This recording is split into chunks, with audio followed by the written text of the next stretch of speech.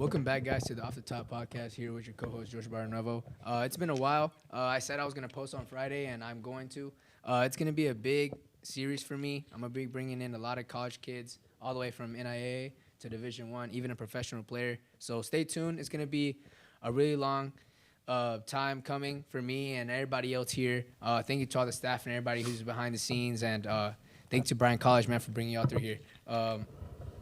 Would y'all mind saying y'all's name one by one? Yeah, I'll start off. Okay. I'm Owen Morales. Okay. Elias Lemus. Yeah, my name's Malachi de Oliveira. Okay. How many years have you been at Bryan? 3 years. 3 years. 3.5. And then I'm a freshman. It's my first semester. Okay. As a freshman, what is one thing that you would say that was probably like the hardest thing to do, just adjusting to be here now? So I've moved around a lot most of my life. So I kind of found adjusting kind of easy for me because I've been kind of used to it, to be honest. The main struggle for me was the calf food. The calf food? It was bad, like really bad. So I kind of struggled with that because my dad is a chef. So okay. That makes coming sense. from that, I was like, man, this food's trash. Yeah, but wait, isn't college food like at least? Hey, bro, if you think that food is bad, wait until you food here. Food here is probably worse. Compared to honestly. high school food, it's definitely a lot better, but that doesn't mean it's good. It's so I would good, say no, that. it's bad. And he's a Dang, vegan too, so Yeah. Hey, nah. Hey, they do got an ice cream machine though. Hey, bro, that's clutch though. Hey, ice cream, bro, I take it every day. No, yeah, that's crazy. But like as this season went by, I know like y'all made it a little bit further, this year. Going into, just being able to win this year. I feel like just getting to that stage, almost getting to where y'all wanted to get. What was one thing that you would say that like kind of made this year different from the other past years that have happened at Bryan? for me personally, well, I didn't get to play my freshman year, but I was able to watch. But from my freshman to my junior year, I would definitely say that we like improved a lot, Especially this year, I would say it was definitely our best year, and we didn't get as far as we wanted to. We got a little bit far, but not, like I said, as far as we wanted to. But I don't know. To me, I'm still happy with the team. Like, everybody, like, worked hard, and it was just nice to see everybody do good, Yeah, because I see y'all's trainings all the time, like when they be posting y'all on the gram and stuff like that. But I mean, sometimes like I be looking and stuff like that, and I'd be like, oh, okay, like it's cool, but it kind of just looks like it's not like the level. Like I have said all the time, like I feel like the level in college compared to high school is so high that like you think it looks easy. Like you watch it and you're like, bro, like this looks so simple. It looks like everything's so simple, but you don't understand how sharp it needs to be. Exactly. So I always tell like all the guys that come on the pod all the time, always tell me like, yo, the only thing about college is just that you have to be perfect. Like you can't mess up. Like one little mess up costs the whole team. Mm-hmm. So like, what's like just that like adjusting moment that you've had like in college? Have you ever had like a tough moment in college where you're like, oh shoot, like I kind of like you realize like, yo, like this is a different level. Probably when you were a freshman. Football in college is sort of more of technical. Yeah. A lot of touches. You take a lot of touches, but you also take less touches in the game as well. So it's all about the sharp touches that you have in practice and in training, and that shows on the game field. And, we have a coach that always wants us to play quick. Mm-hmm. We're a team that likes to possess, but we play quick as well when we need to get out of tight spaces, to build from the back all the way to the forwards. And, in college, like in high school, you see a lot of dribbling. You see a lot of, the football is a lot slower. And when you come to college, you start running into international kids. You start running into these kids that come from all over the world, and it's a different kind of soccer, And you got kids from England, you got kids from Brazil. It's all different types of soccer, but it's quick soccer. It's quick football, and you got to be sharp. You always got to be, thinking ahead. So you got to be a step ahead every time before you get the ball. Yeah. Do you think that like just all that stuff that go into it, like, I know being a freshman in college is probably the hardest part of it, classes, getting adjusted to, having to go to practice. Even like sometimes you would show me like the preseason like stuff y'all would do, just having to wake up so early, and having everything on a schedule. Like do you think those type of moments like really prepare you for that when you come on and you start doing all this stuff, into the field? And like I think just like I know that there's a lot of things that go into college, not only, the classes and everything else that's going on, but I would want to say like what's one thing that has took you the longest to adjust to?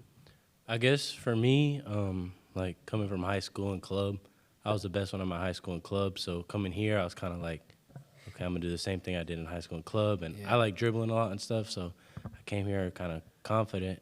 I was like, I'm gonna just dribble, do my thing like I'm in high school. But I quickly learned that, it's a lot different. The physicality, everything is just a lot higher up. Yeah. So I kind of adjusted to that, I guess.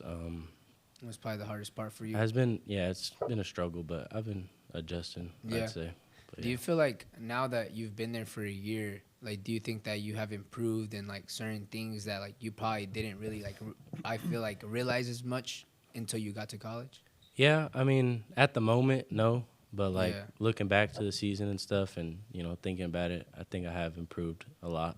Mhm. So, yeah. Yeah, like, well, for one part, like, I would always talk about, just the classes in general, like, with Elias all the time. Because I remember, like, when he first got to college, like, he would tell me, he's like, bro, like, so much schoolwork, like, so much things got to be done. And I would always just think to my mind, like, it's so much. But, when you start getting, like, into your junior, senior year, I feel like you're kind of just focusing on what you want to do. So, like, you don't really have to, like, you're not really, like, doing classes you don't want to do. Like, you're having fun with the classes you're taking. Take all your hard classes freshman year, sophomore year. Yeah. So, and try to get as many credits as you can, the first 2 years, so that when you're sort of pushing to that last year, it's more sort of like what you call electives. In college, Yeah. they're called electives. They're sort of just like free classes that you want to take. You just got to reach that maximum amount of credits. So you could take classes like bowling, badminton. You could take painting, your senior year, and just get those history classes, those history science courses, get them out of the way early. Yeah. That way, you can have a You can chill senior finish. year. Yeah. Yeah, like I kind of want to go towards more like your upcoming as just being in high school. Like you said, when you're in high school, you're really good at your high school, really good in club. Like, how was that process when you first started playing? Like, what age did you start playing soccer when you started? I started playing soccer at like 10, 11. Oh, I used to actually play basketball. Oh wow. I will say though, like, to answer your question a little bit, Yeah. like for me, I played club soccer, apart from high school. Yeah. But I noticed that like playing club helped me a lot going into college because I've seen, not at Bryan necessarily, but at other colleges where there's a lot of high school players that didn't have any college experience. I mean, any club experience. Yeah. So they go straight from high school to college, and I mean, realistically, high school soccer isn't as serious as it's club college. soccer. Like college you're getting paid for, Yeah. and I feel like high school is like almost like a joke, not really a joke, but like a place where you make memories, and it's not Yeah, just it's as just for serious as- fun. Yeah, Yeah. exactly. Like a lot of the guys, man, that I've been around, a lot of them have played club, even from Elias's brother Joel, to even some of the guys I play with now, and like all the time, they're telling me like, bro, like I went to club soccer, like Jose, my cousin, he would tell me how like their coach would be like, bro, if you think high school soccer is good, like you're a joke, like he would tell that all the time, Exactly. and like he would tell us, he'd be like, bro, like you go there and you start seeing kids that are like 5 times better than you. Like they're just in high school. Like imagine like college when you go there and you see these kids who like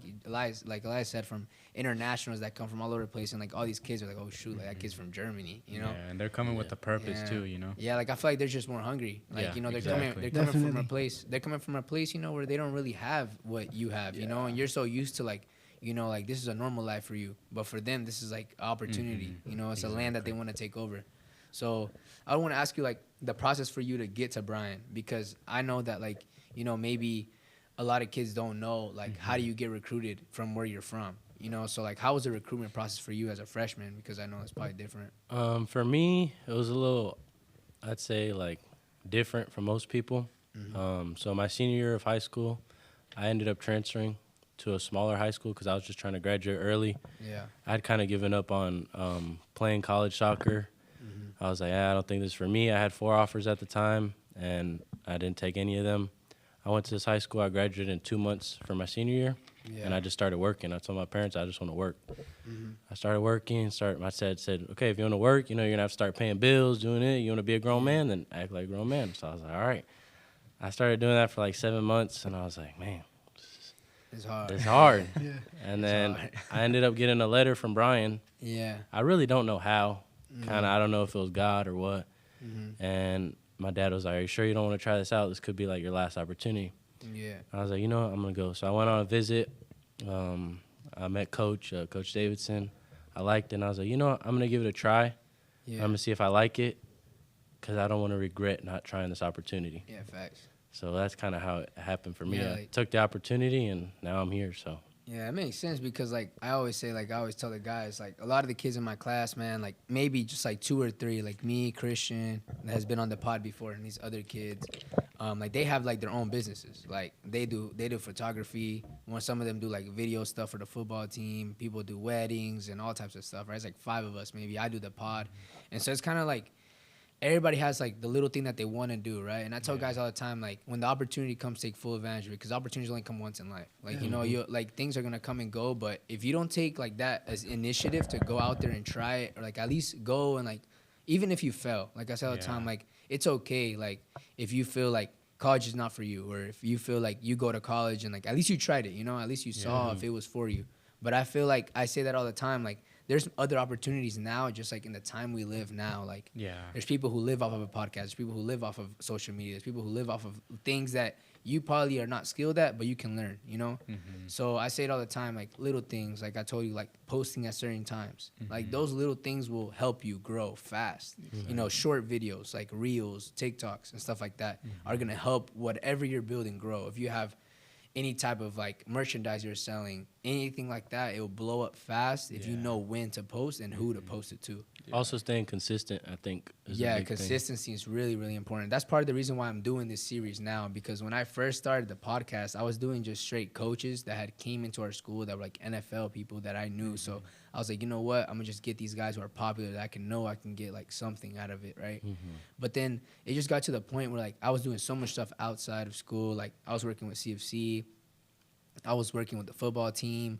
I was doing commentating for the school and all the sports. So I've wrestled, played football, and played soccer like my whole time here in high school. So when I was here, it was kind of hard for me to like try to like pick what I wanted to do. You know, I've always liked wrestling. I watch wrestling all the time. And like wrestling here at the school is so popular. You know, there's so many wrestlers, but not everybody gets a spot. And I wasn't willing to cut 20 pounds every week to make a weight class, right? So I told him, I was like, nah, man, you know what? I can't do it. Like, I'm sorry. When I came from middle school, like, everybody wanted me to wrestle. Like, yo, George, wrestle. When I was in middle school, I would eat, like, the pizzas from the kids that were cutting weight to make 130 to wrestle 150. So I was, like, wrestling kids who were, like, twice my size. But I had so much technique because I would come in and wrestle here at the high school with the high schoolers. And, they were all, like, a big family. And that's one thing that I enjoyed so much, like, from being in wrestling was just like the family feel, like even the parents that didn't know me, like were like, yo, George, like if you need a ride to the match, I got you. Like I was like, yo, like never in my life I'd ever thought like somebody would come up to me and offer me to help me, you know. And like I just in that moment I kind of just fell in love with the sport. I fell in love with something that I liked, and I was like, yo, like I like being able to do things you can't do in the streets and do it for a sport. Why not? You know, I can slam people as many times as I want. Like why would I not do it? You know. True that. And I enjoyed it. Like I enjoyed the game, and I had played football before, but I didn't want to play football no more. I was too small. I didn't want to play football no more. So I was like, yo, I'm just gonna hurt myself. And so I decided to wrestle, and it was probably the best thing I ever did. It helped me a lot mentally. I was really like reckless. I just did a lot of things that I wasn't supposed to do, and just being in wrestling just kept me in shape, and you know, kept me like mentally fit, body fit, and it helped me a lot. And like now that like, you know, I'm transitioned to this, like we say it all the time, like sports are meant to make you a better man. You know, so I feel like just transition from there, now being here and having so many connections around the school and just having connections even to be able to bring y'all guys here, like it's just something that I'm really blessed to say, like, yo, like I've worked really hard, but I feel like if God wasn't there in that moment, you know, when I was struggling a lot, man, I like Elias knows a lot, but like I wasn't going to church for a very long time, like for a moment, you know. And in that time, like I was working all the time, I was doing all this stuff, man, but I really understand the purpose, you know. I didn't like, I would come to school, like I always passed my classes, never failed any class. But like it was just more about like me, like you said, being consistent, bro. I was never consistent. Like I was the type of guy, I would try stuff. If I don't like it, I would quit. Like I wouldn't just keep on grinding, keep on pushing towards it, and like just playing here soccer all the time, and just the coaches being like, yo, like, you know what, like you can do this. Like no matter what you do, like you're good at what you do, so chase it. And even Mr. D, man, that guy, he pushed me so much. So many times I've stayed here at school, 5 p.m., 6 p.m., editing videos, making stuff, and like I just don't say nothing. I just keep it but to myself. But coming into this series, like I told all the guys that are like supporting me, man, the guys in the back doing all the stuff, like I tell them all the time, like, yo, like appreciate y'all so much, because like I know that like it's not just me. Like, you know, just being able to bring y'all guys here, being able to just have the opportunity to just be here is like really special to me. And so I would want to say, like, just enjoy those moments. You know, like I say that to all the time. Like all my shows, I say, like, take advantage and like enjoy the moments you have, because we talk about all the time, like, yo, like I'm gonna do this next year, I want to do this next season, but you don't know if you're gonna be here next year. So I always say, like, you know, take advantage of what you have, but at the same time enjoy what you can obtain. You know, so like I would say, like, what's one thing that like you live by now, like as you got older, you know, grown from everybody else, like what's one thing that you go going off of what you just said, it reminded me of something that my dad always tells me, you know. I mean, if Elias knows my dad, and anybody that knows my dad knows that he can literally talk to anybody, even if he's talking to somebody that's like quiet or not talkative. My dad is somebody that can make you talk, you know, and even laugh, you know. And something that he's always, or I grew up hearing was like, you need to be able to talk to everybody, you know, and know people, because you never know like what people have for you, you know. Facts. Or what you can get out of people. And like even like right now, you know, like through Elias, I met you, and now we're here like on this podcast, you know. So it's like things like that you're able to enjoy, you know. So it's so much true. Like all the time we say, like, you never know who that guy who was sitting by himself is gonna be in a couple years. You know, that guy could probably be the next millionaire, and just because you said hi to that guy, he's gonna remember you. And I had a really crazy experience, bro, my freshman year, like crazy experience. I was like in this like freshman class, right, where like all the freshman kids were at. You saw those classes that were in the gym. Yeah, I was in one of those classes, and like I had like a teacher, but he was really never there. He was a football coach. He was really never there. And one time we did one project, the only project we ever did in that class. And it was a project about like getting to know everybody in your class, bro. We didn't even know each other. Like literally, we only talked to the people we knew, and that was it. And there was this one kid, bro. Like he would wear shorts every day to school, every day. And one day it was freezing cold. Like I'm talking like it's like 27 outside, bro. And everybody's like, yo, like we need like, everybody in hoodies and sweats, and homie out here in his shorts, like nothing, right?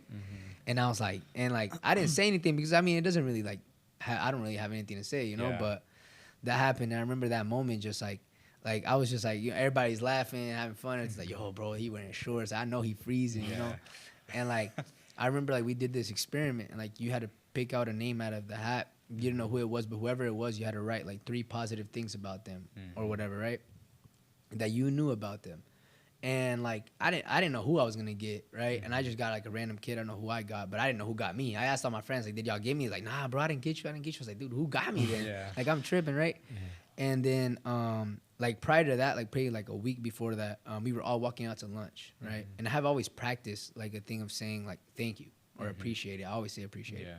And he opened the door for all of us, but like I used to play football my freshman year, so all the football players walked out, right? And he was holding the door for everybody. And I was like the last one to go out, and I was like, oh, appreciate it, homie. Like, I just went like that, right? That's all I said. And I walked out, went to lunch. I didn't think nothing about it. I didn't think anything was going to happen.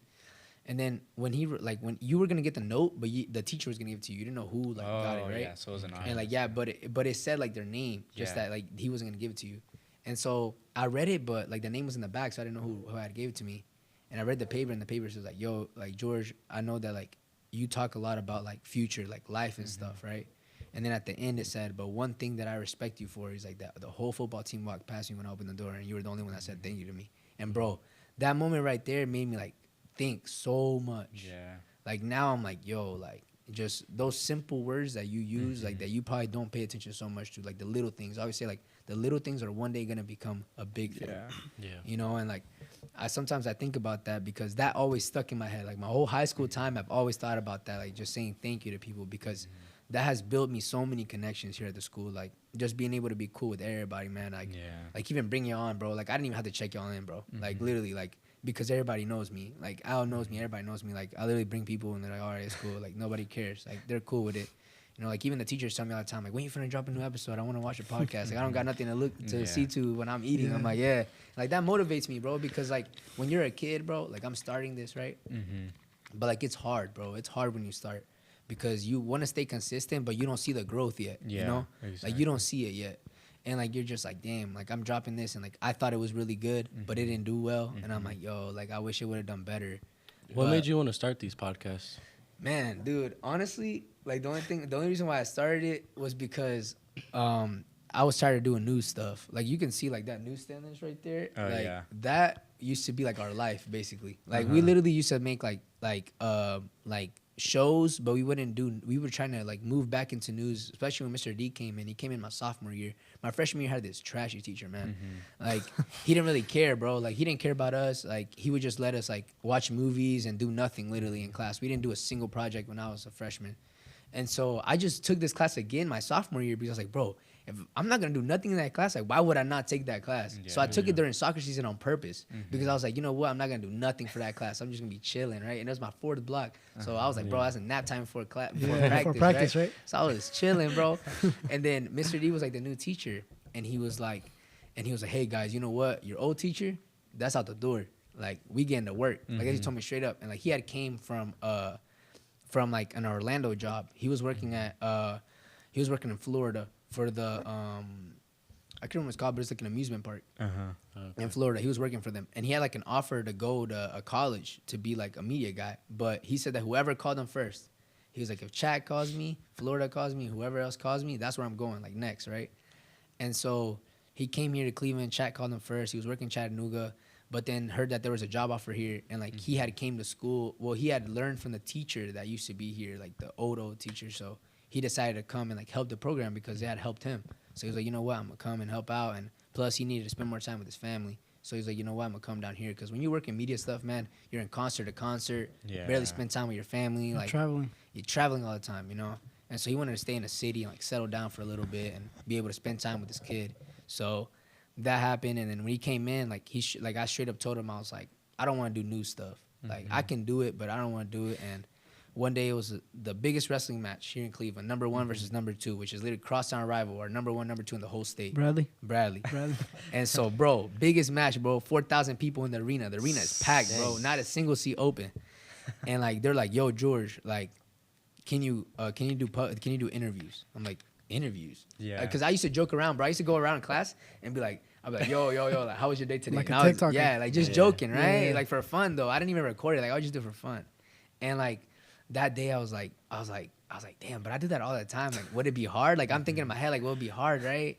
And then like they're like telling me like, you want to do it? And I'm gonna be honest, I just said straight up, yeah. Like I said, yeah, bro, I'm cool. Yeah, I'll do it. But I just didn't want to say no. Like I was like, yeah, I don't want to say no. Like this might be my opportunity, right? I was like, I'm not gonna say no. And like I said, yes, just because, you know.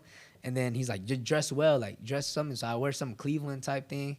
And I was like, yeah, I'm finna wear this blue. And I had like a nice little fit I was gonna wear. And I was like, all right, bet, I'm ready. And so I pull up, right, and like the sweat start. Like I get there, and like I see the lights are turned off. Like the only like and I see like mat side seats. Like they had sold mat side seats for like $30 a pop. Like because like bro, the match is the biggest match of the year, and like recruits come because it's number 1 versus number 2 in the state, and which is crazy because we're literally 15 minutes away from Bradley, and like we're right number 1, town. number 2 in the state. That's insane. And so like a lot of people come, man. It's like, dude, those rooms that you see that are up there become kind of like VIP rooms. Like recruiters go and sit there, and like they can see through the glass and like watch, and so it's like super cool, bro. And like the lights turn on, and like it looks so nice, and so.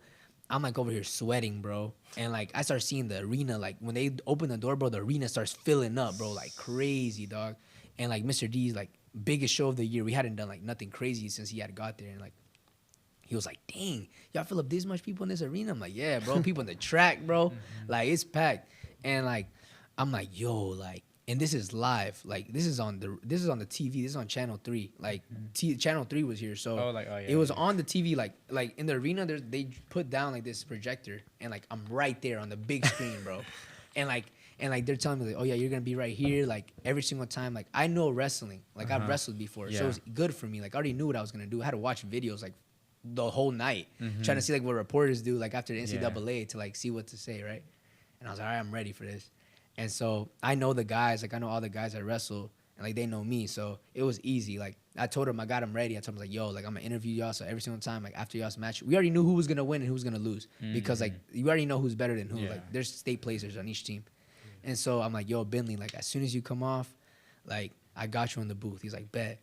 And so like I go and I'm like I'm chilling. Like what I did was that. But to keep my nerves down, I was like, I'm just going to look at the person, look at the camera, and not look at the crowd. Like, if I look at the crowd, I'm like, I'm going to sell. So I was like, all right, bet. So I just tell him, like, yo, like, he won, like, the last 15 seconds, bro. Like, he dominated the match, but the kid, like, kind of came back, and, like, he beat him, like, the last 15 seconds. So it was, like, crazy win. and like people are screaming, bro. I'm like, yo, like first interview, like damn, like you know what I'm saying? And so I go straight up. I'm like, yo, like I hit him straight up and I told him, I was like, yo, like how was those last 15 seconds? What was going through your mind? And he's like, yo, like you know what? I don't know, man. We always practice different scenarios, and like I saw him. I got the cow catcher, and it was like the easiest points in my life. I just saw it. I've been doing that move since I was 3. I went in and just hit him, bro, and I got it. And like, let's go, bro. Cleveland's up right now. And so I was like, let's go, Cleveland Raiders. And like I like screamed it like as hard as I could, And bro. the crowd got hyped. And like my confidence went up high because all the people were like, yeah, like, Yeah. and then like the kids like that knew me, they're like, yo, let's go, that's hard.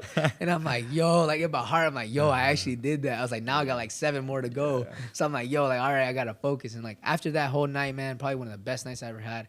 And I remember like going home and I'm like receiving text messages from people that I don't even know, like random adults, like sending me text messages like, yo, you did a great job tonight. You did a great job. Like teachers emailing me, telling me like, yo, you did awesome.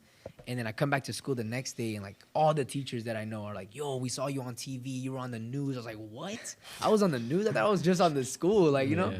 And they're like, no, bro, like we saw you and everything. I was like, dang, bro. And like from that moment, I was like, yo, I got to make something out of this. Like I thought in my head, I was like, this is my moment. This is my moment to do something. And so I told Mr. D, I was like, I want to make a podcast. I told him straight up, I was like, I want to make a podcast. And he was like, you sure? And I was like, yeah, I want to make a podcast. And he Did was you like, make that name? yeah, off the top. Off the top. And I'm telling you, literally all this, bro, I could literally close this right now. And like, I'm not even, if you realize I haven't even read that. Like, I'm probably not going to read it at all. Yeah. But like, literally, like, that's the reason why I called it off the top, because it just goes off the top. Like, I don't think at all. So like, that happened, bro. Probably one of the craziest moments. And then from there, I capitalized on that. And there's like where the pod started. Like, off the top came, literally sat down one day in this studio. And I was talking to Christian. I was like, bro, I want to make something catchy, something that I can like use all the time. And I was like, yo, like when somebody asked me like, what, like when Elias asked me, he's like, yo, like, what are you going to talk about? What are the questions? I was like, I don't know. It just goes off the top. Yeah. I like that. Yeah, because Owen and Malachi were asking, like, they're Yeah. like, dude, what kind of questions is he going to ask? Like, we're just going to show up and, like, not know what's going on. And I was like, well, he just told me that he's just going to straight off the Yeah. top. Like, And you bro, said that little we can top talk about emoji. anything you want, bro. Yeah. Like literally. And like things like the YouTube is mine. So like I can do whatever I want on Yeah, it. true. That's one of the things I would say, like my freedom that I have here is something that I wouldn't trade for anything, bro. Like just being able to use all this, like, bro, all this, like literally Mr. D was like, all right, we're gonna order it. Like, he's like, we're gonna order it and you're gonna be control of all that. And I was like, all right, bet. Comes in, everything, I set it up, and there's where I made my first show. Made my first show with Coach Tigard when he first got here. #1 most paid high school coach right now in Tennessee when he came here to Cleveland.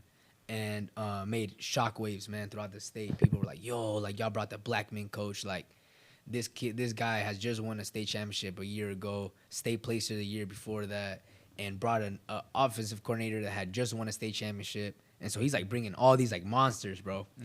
And like, you're like, dang, like football running back from Tennessee, running back coach for Cleveland high school. Like what? Like, what are you talking about? Like, no, that's crazy. Like, they're over here talking about coaches that have DBs in the NFL. You're like, whoa, like these guys were just in the league a couple years ago. Now they're going to coach you. Yeah. Like those are the type of coaches you dream of. Like you want to play for a coach that you know has been in the moment where you want to be one day, you know? Exactly.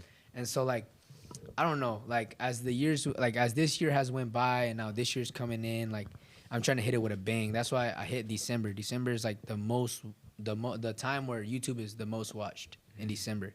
So a lot of people, like, I don't know if you see, but on YouTube, like, all the time, like, in December, people are dropping video after video after video after video because it gets the most views. A lot of holidays, a lot of free days. So, like, bro, we're about to have break in, like, a week or two. yeah, Yeah. we're done on Wednesday. Oh, dang, yeah. Like, bro, I think we still got, like, a week, but, like, the thing is, like, even during Christmas break, I'm still going to record, like, 2 episodes on the 21st, and then from there, I'm going to take a break because, I mean, I have, like, episodes that drop, but it's going to be dropping every Friday, so, like, I'm going to be, like, recording, like, 2 shows per week. So like I'm gonna be packed, but it's just, I think it's just like a lot about, like you said, like consistency and stuff like that, but it's hard sometimes just being able to be consistent when you got so many things going on. Like today, like I missed my physics class because I had to come and set up all this, but like I literally go and make it all up. Like I'm chilling, but if I didn't have those connections, like I'm kind of fried, you know.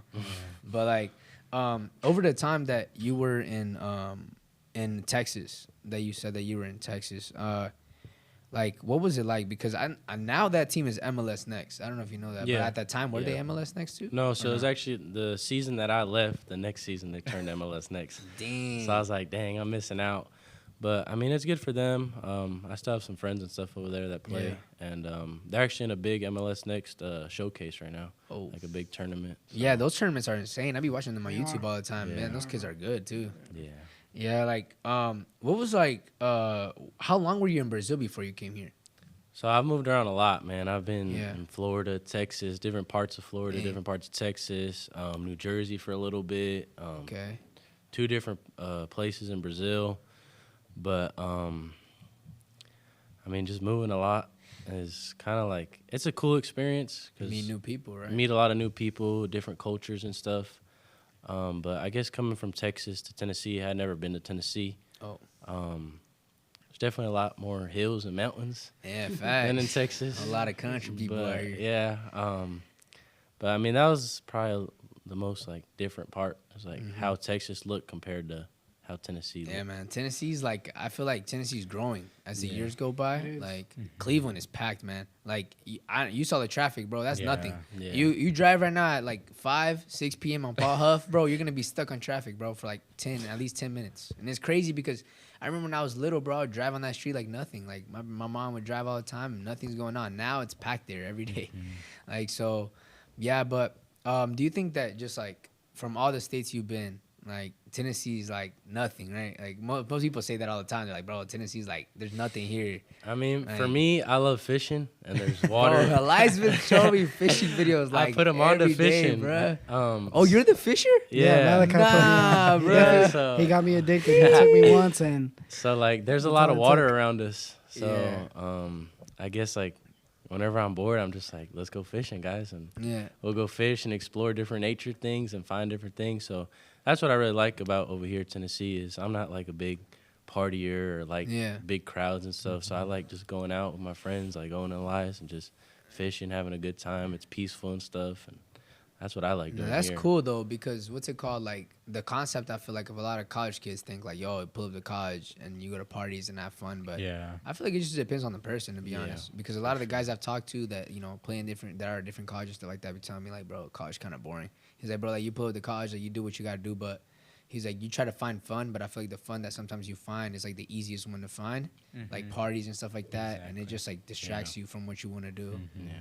I think that's why me, Owen, and Elias have been able to get like close and stuff, is because we're not like, our minds are kind of all like not, we're focused on school and soccer, you know? Yeah. We're not really focused on partying and going out and doing this. Like, obviously we have fun and we'll go out downtown sometimes, but that's not our main goal of college. It's not Yeah. to party and have fun, so. Okay, but nah, Elias, bro. We literally hang out like every weekend, bro. But like, what's it called? Like, now that you know it's your last year and everything's been flying by. I remember when we were little, you used to always tell me like, bro, the year I graduate college, you'll be graduating high school. They used to tell me that all the time. Yeah. Like, bro, when we were in middle school, he would tell me, he'd be like, I think I was like 8th grade in middle school. He's like, bro, middle school trials ain't nothing compared to high school trials. Just wait until you get to Of course, trials, bro. Elias said that. And I'd be like, all right, bet. And when I made the team my freshman year, I got the chance to play with Joel. And I remember just like having practice with Joel was like so surreal sometimes for me because like I would ask Joel for a ride to the complex like every day for practice, and like he would just tell me, he'd be like, bro, I'm about to be out in a couple minutes, bro. I'm using the restroom. But all right, bro, every day, like I already knew what he was finna do, so I was like, bro, I just chill at the car, but all right, I'm just waiting for Joe to come. But it was funny because like now as we grown up, bro, like I literally, bro, I know Elias since I was like 5, you know, so. Since we were little kids, like we all hung out together, like the same group now. We're all old. Everybody's doing like their own thing. But I feel like as the time has went by, like I've seen Elias grow a lot. You know, just from being that kid, bro, who was just at my church all the time, to like now being a grown dude. You know what I'm saying? Yeah. So now I feel like I don't know, man. It's kind of surreal for me because since I was little, I remember like we used to always talk about like, yo, like what you gonna do like when you get older, like all the times like we would go on trips, like we would go on church trips all the time, bro. Like the games we would play, bro. It was just so fun, bro. Yeah. Like our childhood was like the childhood that I feel like kids don't have now. Like, Yeah. how do you feel about that, bro? Like we've Like- been talking about that a lot lately. To me, like what you said, that how you grew up with Elias, even in I went to a really small high school, so if I didn't like personally know somebody, I knew something of them, you know. So now that like most of us are like in our 20s, you know, it's nice to see like everybody growing up and see what they're doing. You know, I'm a very like nosy, curious person, so like seeing what everybody's up to, Yeah. like is always so like cool, and it's something that just fascinates me for some reason. Yeah. But Like the other day we were talking in class about just how the world has changed like these like Yeah. past like 15, 20 years, right? And I was telling the guys like, bro, like you walk by a neighborhood and it's rare to see a kid playing outside. Yeah, Like, exactly. Yeah. and like we were talking about that because I told my mom like the other day, like my little brother got glasses, bro. The dude is like 7, 8 years old, bro. And I was telling my mom, I was like, bro, when I was his age, bro, like I wasn't even thinking about glasses, bro. I was Yeah. playing Yeah. outside with my friends, bro. I was like, my cousins, I used to be hooping with the kids in the block. Like I was like, bro, I didn't even know how to hoop, but I was out there having fun, you know? Yeah. And I was like, and I feel like now, like just how the world has changed and transitioned, bro. Like that's why I've also said a lot, like sports, like in general, have became like it kind of like I feel like every year that I have been in high school, like the level has went down. Yeah. Like there's not as many like good kids anymore. Like you don't see a kid that you're like, dang, like that kid is like crazy, you know? Yeah. And like you see these kids and like you start seeing them like grow and stuff like that. And you start seeing them like going into the drug like Yeah. addiction part of it. And I say it all the time, man. Like I've been really, really lucky to like I've been around it my whole life since I was a little kid. But I've been really, really lucky to have those people who have stopped me from like doing stuff. Like who have been like, nah, bro, don't involve him, bro. He don't got nothing Yeah. doing this, bro. He's young, you know, so he's a kid or whatever. Yeah. And like even at my job, bro, like I work construction all the time. So like the guys I work with, like they all respect me, bro. Like I've never had like any type of problem with them. Like ever since I got there, like they asked me, they're like, you drink or anything? I was like, nah, bro. I'm like 15, you know? Yeah. And they're like, oh, okay. And he's like, if you don't drink, then I mean, it's fine, bro. We don't care. He's like, it's fine, you know? And like they would like my boss would make these big parties sometimes for them. And like right now he's about to make like this big like Christmas thing that they do where like they just give away a bunch of gifts to everybody, right? All our coworkers. And like they were all telling me like, hey, don't forget George's a gallon of apple juice, kid. He's gonna have to fit in with us. I was like, bro. And so these guys always like to joke around like that, but I feel like there's always a level to respect people. You know, I Yeah. always say that all the time. Like, I hate when like sometimes like I go in the restroom sometimes and I see these kids like just smoking and stuff. Yeah. Like it's a normal thing, you know, and like I don't know. I just think like in the way that like they don't know what that could do to them because I know what it's done to me. You know, my dad was like alcoholic, and so as time went by, like I started realizing like, yo, like that little story of just me and my dad and just growing up as a kid, like scarred me forever. Like my whole life, I've always thought about just like, yo, like you know what, like I don't want to be what my father was because I know how much that affected me, you know, and I know how much it could affect like my kids or even my wife or whatever happens in the future. So I always think like that. Like I tell people all the time, like there was this kid that came up to me like randomly one day. I was going to my car and I was about to go get my stuff for practice, and he just like reached out to me. I used to talk to him all the time just for fun, right? I just knew him, and he just came up to me and told me, he's like, yo, bro, like I'm like on 5 pills right now. Like straight up just told me like, yo, like I got like 5, like it was like these pink pills. They look like Adderalls, and like he had them, and he just showed me. He was like, yo, bro, like this is like my last one. I already took like 5. He just told me like that straight up, and I was like, I just looked at him. I was like, so? Like I was like, yo, like what? Like what you mean? You need help, bro? And he was like, and he just looked at me. He's like, bro, like I'm struggling, bro. Like my parents, like they're divorcing. Like, he's like, I don't know who I'm gonna live with. And honestly, bro, like I honestly prefer to live in the streets. Like he just told me like that straight up. Like, and I was like, yo, like, and my first thing that came to my head is like, bro, this kid came asking me for help. Like, and like I told him, I was like, yo, like bro, you need to be able to control your emotions. Not with that, bro. Find something that you want to do, something that you love. And I was like, but at the same time, think about you, bro. Because at the end of the day, like it's all about like you have all your friends, right? Yeah. But at the end of the day, like when you're alone at night, bro, with the lights turned off and you're laying down in your bed, like it's you against your brain, you know? And like I say it all the time, like that battle is the hardest battle. Like in any stage of your life, when you have kids, when you're in college, when you're in high school, whatever you are, I think your mental is really, really like important. And I say it all the time, like guys are really hard for you to express your feelings and say how you feel and stuff like that. And I know y'all are going into the criminal justice aspect of it. How do you feel? Like, have y'all learned anything about those stuff, like going to drugs and stuff like that? Yeah, I will say though, one thing that kind of annoys me is whenever we tell people that we're gonna go into criminal justice, and the first thing they say is, "Oh, so you're gonna be a cop," you know, and like that always it never fails. That's the first thing they tell you. Yeah, I mean, that's what everybody probably thinks. Yeah, it's the most popular job most of the time. I mean, there's just so much more into it, you know, and like for me, I like ever since I was like in 6th grade it was. 6th grade. I was in a careers class, and I remember we had to it was a class where we literally got on a computer and like looked up careers, and we would pick a career, and like throughout that week we would have to like write down facts and learn about it, you know. Okay. And that's how I came across criminal justice, and ever since then it just stuck with me, you know. Yeah. And specifically like being a criminal investigator, like figuring out how the crime happened, you know. Yeah, that's and like kinda all the crazy, little bro. things like that, you know, was what got my attention. Shout out to Miss Morgan. I don't know if she's still here. Bro, I wonder if Ms. But I don't even know. she is the reason why I'm in criminal justice today. Dang. You know, I took the class. I was like, just for fun, you know, and she was a very interesting teacher. She talked a lot about like criminal minds and stuff. Basically, a lot of murder cases, and like for some reason, like it just has to attract you. You know, it's something that you find interesting. So then, like just the adrenaline, the maze solving, everything is just it has to be in you. So whenever I took her class, I really liked it. And so I took a second class with her. I think it was my junior year. And so then I was like, you know, my fall season of my senior year, I had went to Bryan College on a tour to practice with the soccer team. And so they showed me all the majors they were giving, and I saw criminal justice on there. And I was like, yo, like I really like that class. Like I really want to take that major. So that was the first thing on there that I put on there as I wanted to be my major for Bryan. So I went with it, and it's been the best decision I've made so far. Yeah. You know, and I have a lot of support from my parents. It's a little hard for them to, because, you know, it's a different path from my brother. My brother's going to be a nurse. And so, you know, just the way that people picture criminal justice and law enforcement, it's a little harder for people to support you and see what you're trying to do. So, but I'm still, you know, as long as my dad and my mom support me, my brother, you know, and the church, you know, they're big on that. And so that's what keeps me going, you know, just always you gotta stick to it. Yeah, bro, because like I think just all the time I've known that you were gonna be criminal justice, like I know all the like the guys at church, you know, they don't really know what's going on. They just think like, oh, Eli's gonna be a cop, you know? No. And like I say all the time, like I mean, whatever he is gonna be, like that's gonna be like a cool connection to have. Like I'm like, bro, like this guy I grew up with, man. Now he's like over here solving crimes. That's crazy. Like you'll be like, dang, like I have a detective in my family now. Like I always told Joel, I was like, bro, we got a doctor in the family now. Like we say it all the time, but like it's cool because like everybody's shifted to something different.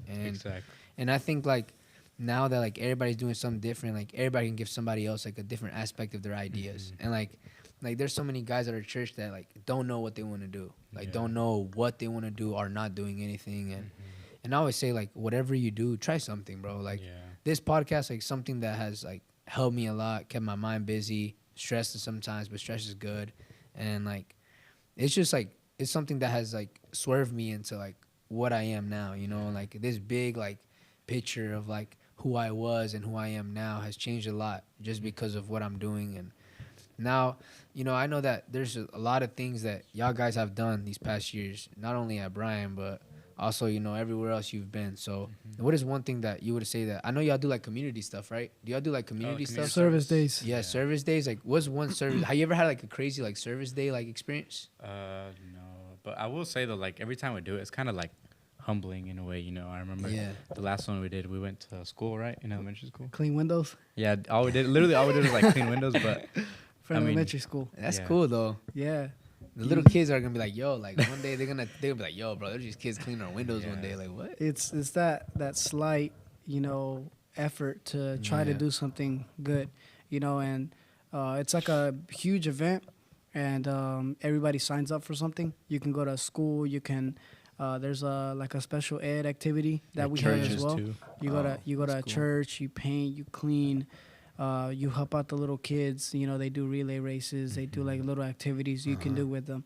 And like everybody, that whole school, that whole day is just out. Like nobody is in their dorm. Nobody is in just inside. Everybody's out. Whether they're at school, at the elementary school 20 minutes away, the elementary school 5 minutes away. Everybody's doing something. And we like, as a soccer team, we like to stick together.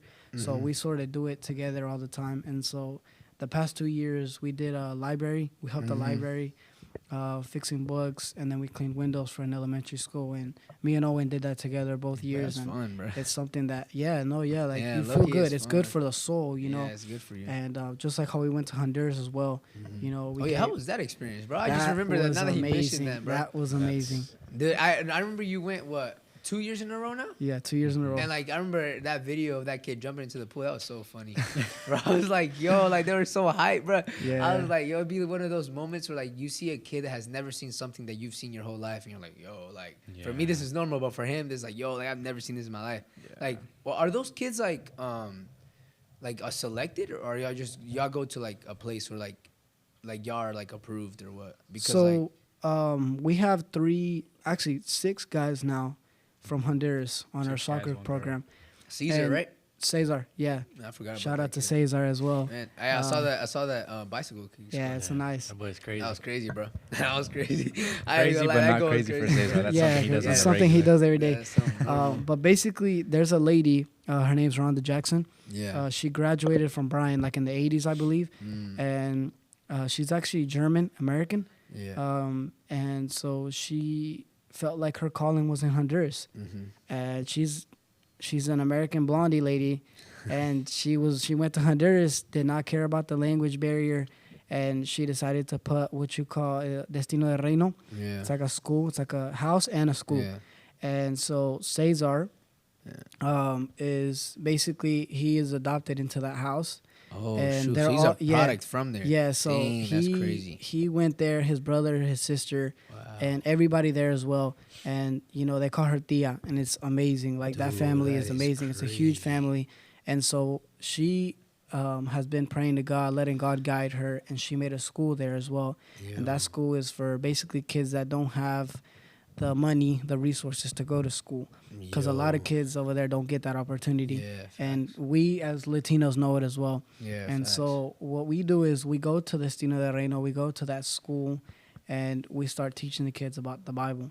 Yeah. And we start taking them out, and we do soccer training with them. So we bring balls, we bring shoes and Bibles for all those kids. And you should see the smile on those kids. It's amazing. And you feel like that week is just a week of you just living Yeah. free. And it's amazing. It's good for the soul. And every time I have the chance to go, I'll go, because it's something that, especially I know where Cesar came from. I know where Josue came from. Yeah.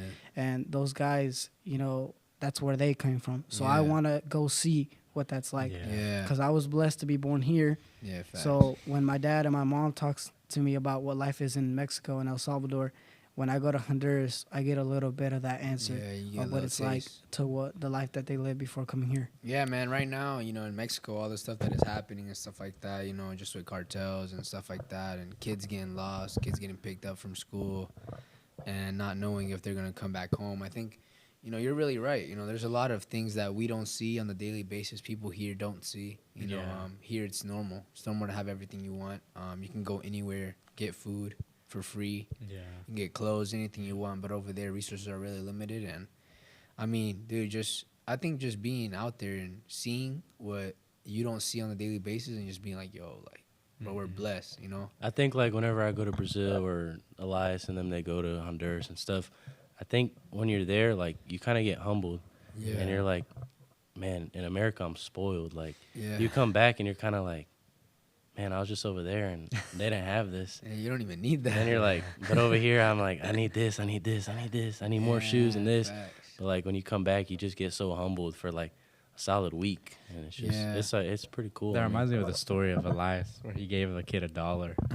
I mean, wait, how did the story go? So me and Owen went to, so normally we have the whole day we go out there and we work with kids. And so we had a little break, and we went to go get food. We make sack lunches. And Yeah. so, but then me and Owen were feeling like an ice cream. So there's like local like places where you can get ice cream and stuff. So we Yeah. went to go buy like ice cream. And we were walking back to where they were eating lunch. And me and Owen were just like walking by down the street, and there was 2 kids there. And like, I was just like, hey kids, y'all want ice cream? Like, go get you some ice cream, man. Like, here you go. And I gave them like $3. Yeah. And you should see the look on that kid's face. He literally said, American dollars, I'm rich. Like, he's like, I'm going to be a millionaire. He looks at the dollar, and I don't even think he got himself an ice cream because he was so hyped about the dollar. Would have saved that dollar. I know, and I was like, yo, I looked at Owen, and it was the funniest thing ever. And like, just shows you that like $3 for me was like pocket change. Yeah. And I gave it to him, and I said, man, go get you an ice cream. And he's like very happy about it. Yeah. And like, just shows you how blessed you are here. Yeah, facts. Very blessed to be here, and thanks to my parents Yeah, man. as to why I'm here. Yeah, because like I always look at that, man, because you know sometimes I see stories all the time, and I'm always looking at stuff on the internet, and sometimes I just bring it up in a pod. But like the other day, I was just thinking about all the things that we don't see or we don't hear about, like wars all over the world right now and things going on, and I think we're just really blessed, man. The protection is really high. Yeah. We're always safe, man. We could drive on the streets and know that we probably have a higher chance to make it home safe, and and I think just that opportunity, man, is something that I always say like we don't really like pay attention to, or we don't really like, we take it for granted, like we don't really think about that stuff as much, we don't have to worry about that stuff, and I don't know, I think just me personally, man, I always take it like, yo, like if I was there in that position of that person, how would I feel? That's how I always think about it. Like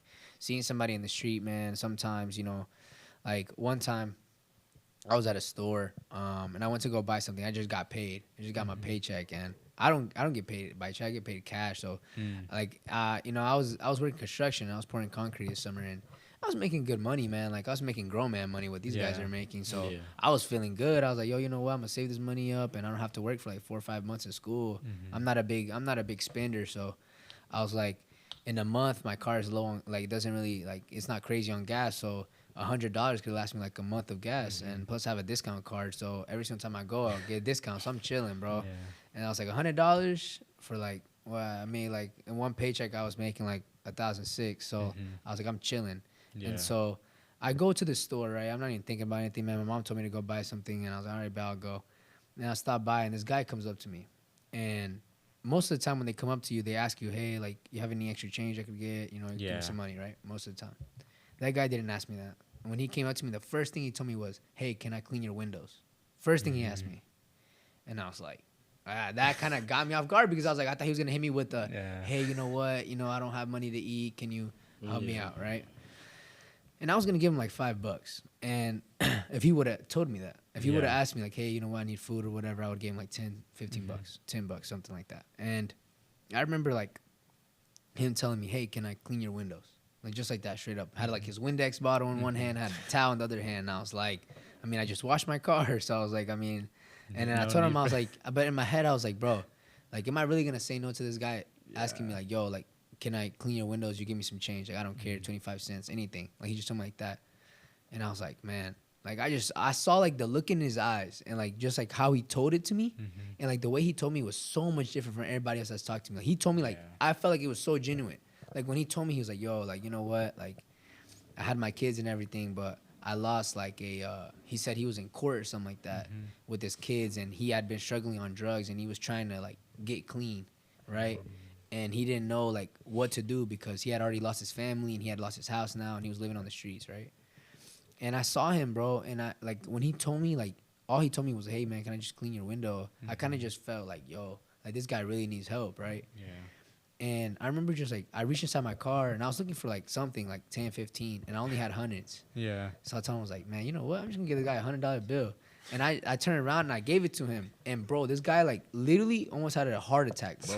Like looked at me like this, bro. Like I swear to God, like I don't know how I felt in that moment, because bro, I'm not the type of guy to just give out money like crazy like that. I'm not rich, but like in that moment, I don't know. It was just like something that touched my heart. It just told me like, bro, this guy needs help. Like he needs to eat, bro. And like I saw it in his face, and like I don't know that I told my mom about it. I was like, yo, like the fact that he asked me to clean my car for me for at least 25 cents or 50 cents was like something that I was like, nah, bro, I'm not gonna take this guy's like, work or whatever he's trying to do just to make some dollars, And when I gave him that money, bro, and he like looked at me and he like started crying, like literally started crying, bro, and just hugged me. And like I didn't care, bro, if he was dirty or anything like that. I hugged him, bro.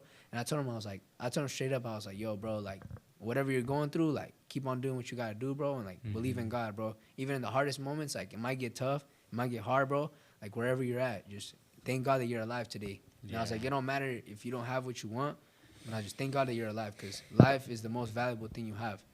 And I told him straight up, and he just started crying, bro. He just started crying, and like he just told me straight up, he was like, yo, like this is gonna last me for like 5 months. Like he told me like that straight up. He's like, bro, I can eat for 5 months. Like, he was so happy that he could eat for 5 months. And like in my head, I was just like, yo, Like he was like the most like heart like warming moment I'd ever had in my life, and like I couldn't believe it to myself because then when I got home, I told my mom was like, how much money you make? And I was like, I made like 1,600, and she was like, oh, that's good, and I was like, yeah. And then I was like, yeah, but I gave this guy $100.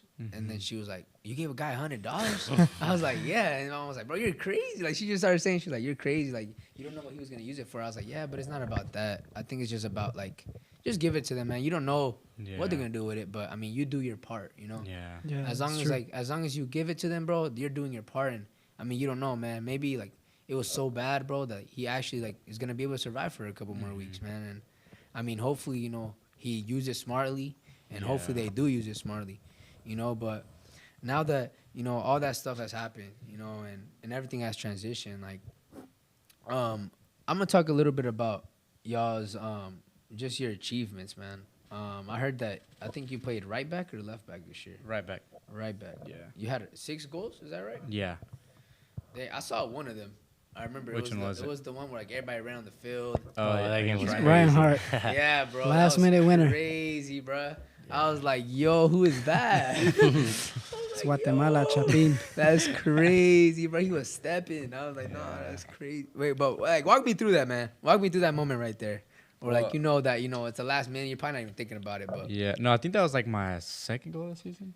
What was it? Maybe like second or third, right? Second or third. So before then, I mean, as a right back, last thing you expected is to score, you know, Facts. especially a game-winning goal. I feel you, man. But before that game, I remember I was kind of like slightly thinking to myself, like, you know, I already have a couple goals, and like it'd be nice to get another one. I had that like hunger in me, and so the game goes on, and clearly we were dominating the game, you know, but scoring is not really our best area. Yeah, let's just facts. say. Right back, left back is not something. Yeah. More of an assist. Yeah. Definitely more of an assist. I remember that I think it was like Marcelo that gave me the ball, and I went to cross it, and they tried to get a shot off, but it deflected, and the ball literally goes in the air, and I see the keeper like looking at the ball and like running to it because it was gonna go out for a corner kick, and that was where I was just like, I took my opportunity in the moment, you know. I ran to it, and I beat the keeper to the ball.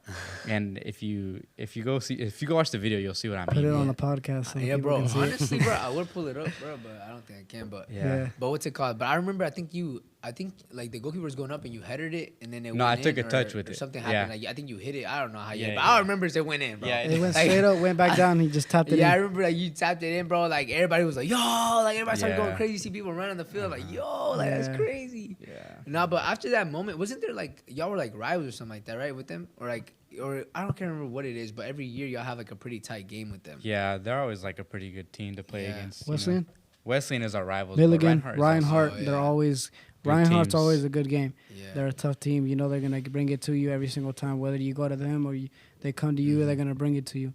Yeah. And for the past years that I've been at Ryan Hart's always been a tough match. Yeah. And they're a very humble team, but they like to play hard. Yeah. And they're not somebody who's just gonna be like, you know what, walk over us. No, they're gonna make you earn it.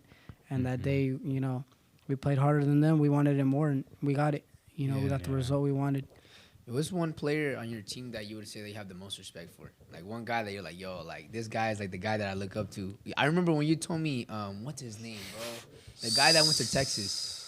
Stefan? Yeah, I think it was him or the other guy that you said that, like every day he would be in the gym like early in the morning working out and like getting ready like to like literally basically leave, but he was like all the time working out and stuff like that, getting ready. I can remember, bro. We were talking about I this. think it one was time. Stefan Moriera, no? But he went to Probably. Texas? I don't know. He went to Stefan played Wherever he club in Texas before Oh, playing okay. with us in the season. Stefan, he's playing at SIUE.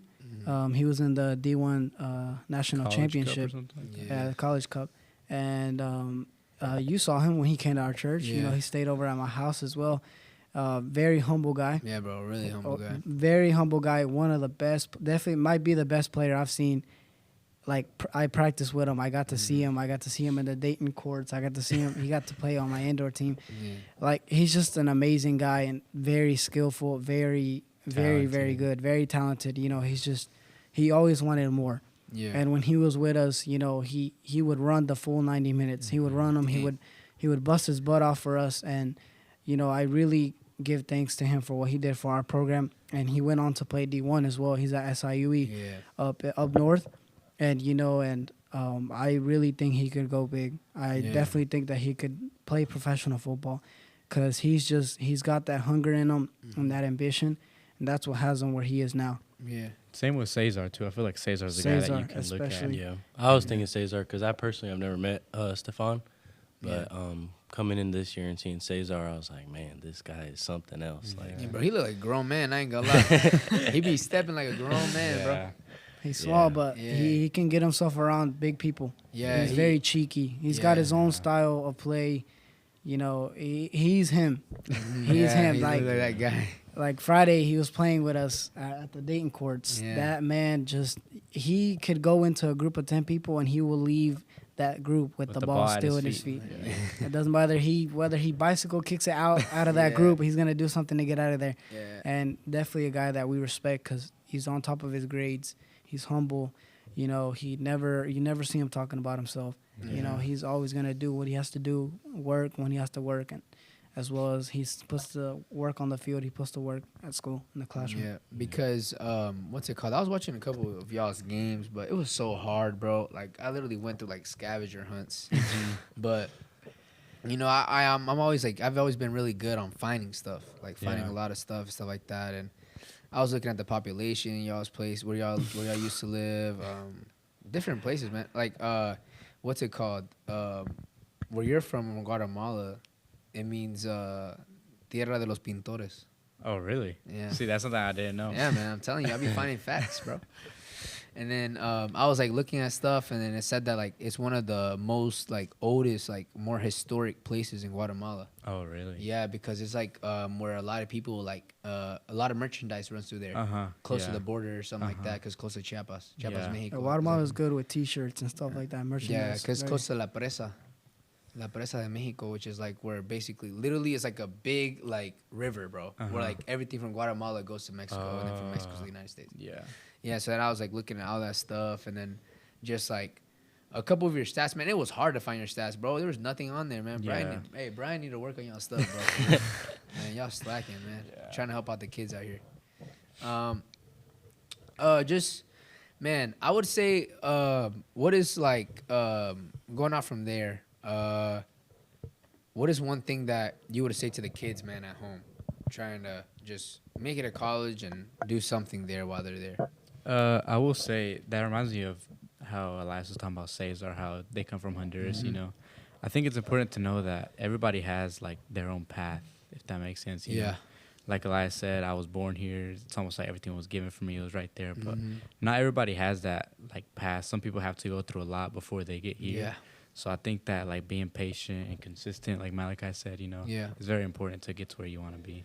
Yeah. I also think that like no matter where you come from, if it's Brazil, Guatemala, Salvador, United States, and if you're like, I want to go to college, I want to do this, and you have a plan, and if that plan doesn't work out, like we're at the age we're so young right now that we can try different things and see what's going to be the best for our life. Yeah. And I think that a lot of people sometimes get stuck on one thing, and they think, I got to do this, I got to do this, I got to make my family happy. But it's not just about, oh, this is what people see me as, so I need to go do this. Yeah. It's about figuring out what's going to be the best for you. And I think especially that, like, we're so young right now that we have the opportunity to take many routes and try different things. And so I think it doesn't really matter where you're from. Obviously, some places it's harder to do some things, but kind of like with you with this podcast, like thankfully you have all of this, a nice setup. Man, but, I'm saying, bro, I'm blessed, bro. But like people I'm who are up blessed. there, we hear stories that people start off with like nothing, maybe like a simple table with a cheap camera, but they get to where they want to be. So I think whenever you're trying to achieve that goal, the only thing that matters is you having like the right mindset, Yeah. because like materialistically, like you don't really need anything to get to that, like everything will fall in its place and you'll get to where you need to be and you want to be. I say as a high school kid, definitely reach out to coaches. Go to as many ID camps as you can. Definitely play club soccer. It's something that it's a must if you want to go to college. Just get that exposure, get that go out. Because when you play club, you go to Carolina, you go to Texas, you go to Florida.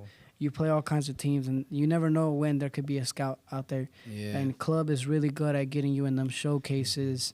You know, you can, so definitely play club. Reach out to coaches. Don't be scared, you know, because coaches most likely aren't going to come to you. So you Yeah. need to go to them. You need to let them know, hey, I'm interested in your college. Could you come watch me play? And they won't say no. You know, coaches will pay attention to your emails. They will go to your games, Yeah. and they will watch you, and they will see you.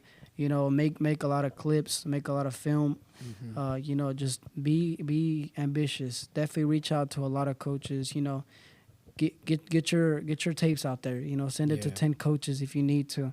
One of them might be interested in you. One of them, you might have what they need. You might be that position that they're missing. Yeah. So definitely just reach out. Don't be scared to reach out, because feel if like- you just stay there, you don't reach out, you know, you'll just be there and you'll Yeah, stay you there. just waste your I time. feel like that goes back to what I was saying earlier about like knowing people and talking to people. Because here in the States, apart from that, like in order to get far, I feel like you also need money, you know. You need here the in money, States. man. But I mean, like if you know the right people too, maybe they can like get by that whole like financial thing. Yeah. So yeah. Yeah, that's like one thing. One of the guys I had on here, he's like a guy who like dropped out of high school. Now owns like 18 properties here in Cleveland, and is like basically a millionaire. Right? Yeah. I've known him for the longest, man. We've been cool like for the longest time, right? And like I brought him on the podcast like a couple episodes back, and he was telling me like, yo, like I remember he was telling me like, yo, like he said something. He said something like, he was like, sometimes you can be a millionaire, but if you have no connections, you're broke. Yeah. And then he was like connections. He's like, it's not about the money. It's like, it's not and the money doesn't matter if you don't have the connections, but you have the connections, you could have Yeah. a connection that is worth $1 million. Yeah. And so like, I told him like that, and like ever since then, bro, like we've been cool for like 6-7 years, and he owns my house, right, where I live What's now. his name? George, same name as me.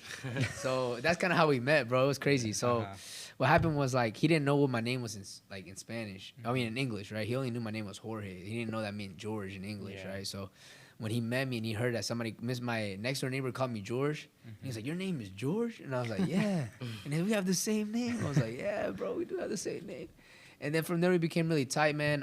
When my dad left, he got deported. He was so understandable, bro. Like I talked to him too about it, and I told him, like, hey man, like we can't pay what we used to pay before. Like I'm struggling, bro. My mom is struggling to pay the rent. Like I was working after school every day. And like, bro, I'm like 13, bro. I was working in the back of a restaurant, man, washing dishes at 13 years old. And I remember just going through, man, rough nights, man, coming out at 12 sometimes out of the restaurant because there's so much people on Friday nights, and having to come back home and knowing that the next day you have to come again and get out later. Yeah. And it just sucked, man. It sucked when I was little, but it made me who I am today, and I'm really proud of that. So that happened, and he just always was there, bro. Like, he knew that, you know, he would wait for me, bro. Like, if I had to pay the rent, but I couldn't pay that week, it's like, I got you next week. Don't worry about it. Like, man, two times he paid, he like didn't care. He was like, you know what, let this one slide, bro. Like, you got it. Next month, just pay me.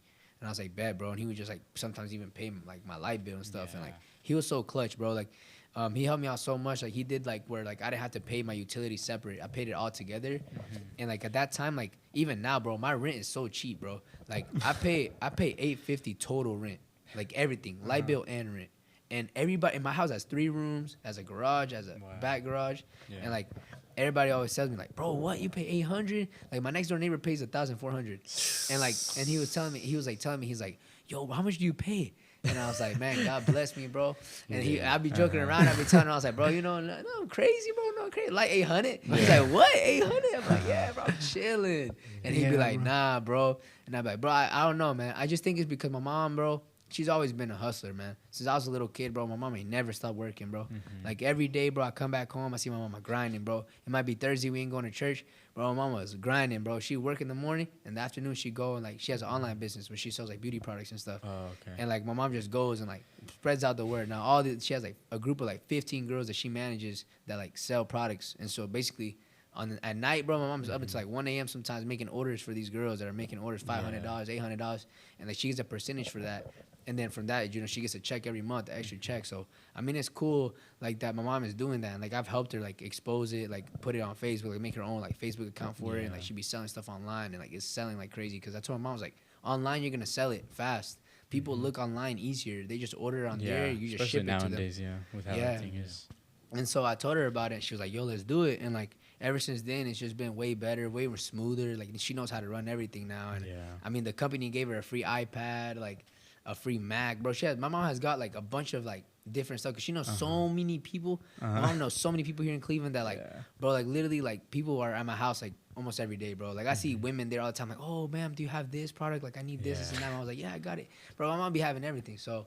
That happened, and man, I'm not gonna lie, man, my mom is like the rock in my family, bro. Like, I'm not gonna lie, bro, she never fumbled, bro, never stumbled. Like, I never saw my mom like one day just be like, you know what, like, I can't do this. Like, my mom was never that person. My mom's always been that person, like, when times get hard, it's like when she shines, you know what I'm saying? And I'm not gonna lie, bro, my mom's always been my heart, bro, my rock all the time, bro, my little brothers. It's just always been like, those are the people that push me. You know, I see my little brother, man, at school, my little sister in school, and it got to the point when I was 13 years old, bro, and I was struggling with my mom, paying the bills, stuff like that.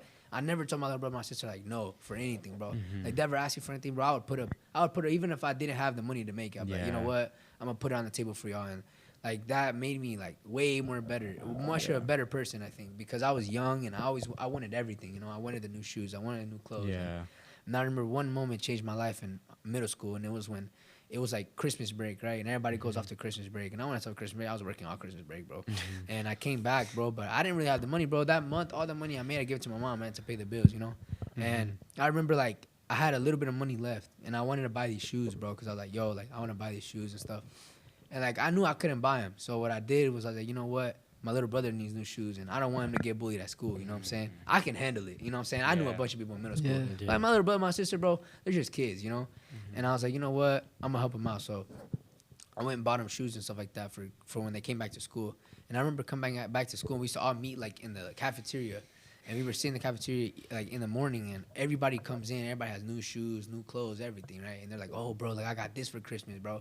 And, like, they're talking about everything they got for Christmas, bro. And I remember just sitting there, bro, like, with my friends, right? And all my friends, like, coming in with new shoes and everything, bro. And I don't got nothing, dog. Like, I'm just sitting there. I'm just like, dang, bro. Like, I was like, yo, those are hard. Like, I'll be over here, like, I'll be hyping up my boys. Like, yeah, that was tough. But I'm over here, like, in my heart, bro. I'm like, dang, bro. Like, I really wish that I could have done something, you know? And ever since then, I made a promise to myself. Like, I remember sitting in that cafeteria, bro, and, like, seeing all these kids with, like, new shoes and everything. And I just told myself, like, I was like, next year, bro, they ain't even gonna recognize me. Like, I'm going in hard next year, bro. And I remember that summer, bro, like, I worked like a dog, bro. Every day, bro, 12 from 9 to 12, 9 to 12, 9 to 12, every day. And I remember, bro, like, when I came back from the summer, like, I came back with everything, bro. Like, I had everything I wanted, bro. And I remember, like, coming back, bro, and, like, in my head, like, I felt like I was, like, elevated, you know? Yeah. And then, like, everything started going the right way. But then I started realizing, like, bro, like, all this I have, bro, like, for what? Like, nobody. Do I really need it? Yeah, like, nobody really cares, you know? Like, who cares, bro? Like, I was like, nobody really cares, you know? And, like, then I thought in my head, like, I was like, bro, like, is it, like, really, like, this, like big thing? Or is it just me in my head, you know, just elevating all this stuff? And then I remember that moment in my life, man, where I realized, like, it doesn't really matter, bro. Like, it doesn't really matter what you have, what you don't have. It just matters who are you, you know? Exactly. What type of person are you, bro? Like, are you a person that people are like, yo, like, that kid, bro, like, he knows what he wants to do. Like, that's a kid that you admire, you know? And I'm really, I'm always really appreciated, bro, for those people that have, like, reached out their hand to help me. Like, Mr. George, for example, bro. That man, bro, went out of his way, bro. He didn't have to do everything he did for me. Like, in all that time, bro, he'd always tell me, like, you got this, bro. I know you're going to do something crazy. Like, he would tell me that all the time. And when I got him in the podcast, he was telling me, like, it's crazy to see where you at, bro. Like, I saw you at your lowest, you know what I'm saying? Yeah. And, like, that's what I tell all the guys, bro. Like, I think about this differently. Because all the time I tell them about my stories when I was little and stuff, all the things I saw from shootings to drug violence. And I tell them all the time, I was like, bro, like, I grew up in, bro, nothing, dude. Like, I grew up in a little place, bro, a little apartment. The hood. Literally the hood, bro. Like, Elias knows, bro. Elias knows, bro. I literally lived in the hood, bro. My van, bro, at one point had literally tape around the window, bro, to keep it on the thing, bro, because we didn't have nothing, bro. Yeah, like, true. literally, bro, I was struggling at that time, man. I remember, bro, so many times, bro, I would take it as a joke, you know? Like, I thought it was funny and everything, but, dude, at night, bro, I was struggling, like, mentally, hard, bro. Like, sometimes I would bad about myself, bro, just, like, telling myself, like, yo, like, what am I going to do in my life? Like, am I going to be like my father? Am I going to be better? Like, I would always, like, think like that. And that's what got me through, bro. Like, just thinking that I could just do something different. Like, I was like, and now, like, that I do this, man, I have so much fun. And I get to meet new people, bro. Exactly. It's, like, something that I love to do. Like, man, I could talk to people for days, you know? And, like, I was like, why would I not do it and make something out of it, you know? So now that I've got y'all here, bro, like, I'm not gonna lie, I'm really appreciated, bro, for everything, man. Yes, sir. Appreciate y'all for coming, for sure. Yes, For sure. Man, Thanks for having it's us, been for a sure. ride, bro. You know what I'm saying? Talk about everything. And, you know, if you want to shout out anybody, bro, or anything, you know what I'm saying, y'all can right now. And I'll put it down in the description. Just shout out to Coach Bros and Coach Christian Sweet. for everything they Hey, did for me. man, Coach Christian, I think he just got out of practice. Yeah, he probably just got out of practice. But, like, hey, man, shout out to them, bro. Coach Bros, man, that guy has my respects, bro. Yeah. Like, I remember the first time I came here to high school, and, like, hey, I remember just seeing him, like, one day, like, he wasn't our coach at that time, but Coach Christian couldn't, like, one time he was, like, kind of, like, suspended, and he came for, like, one game, bro. One game. And it was the game that we had to win, bro. It was against Uruguay, bro. Uruguay was so good that year.